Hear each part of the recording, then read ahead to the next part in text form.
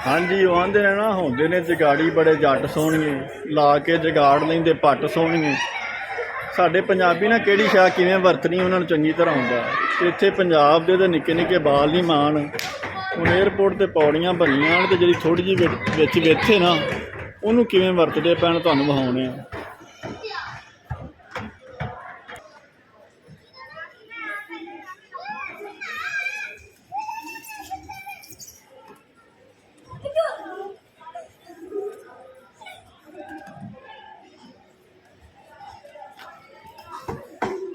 ਕੰਮ ਵੇਖੋ ਇਹਨਾਂ ਦੇ। ਹਾਲਾਂਕਿ ਇਹਨਾਂ ਨੂੰ ਦੱਸਿਆ ਕਿਸੇ ਨਹੀਂ ਹੋਣਾ ਵੀ ਇਸ ਸ਼ੈ ਨੂੰ ਇਹ ਵਰਤਣਾ। ਆਪਦਾ ਦਿਮਾਗ ਲਾ ਕੇ ਨਾ ਇੰਜ ਵਰਤਣ ਡੈ ਨੇ ਅਤੇ ਆਪਦਾ ਹੱਸਦੇ ਖੇਡਦੇ ਫਿਰਦੇ ਨੇ।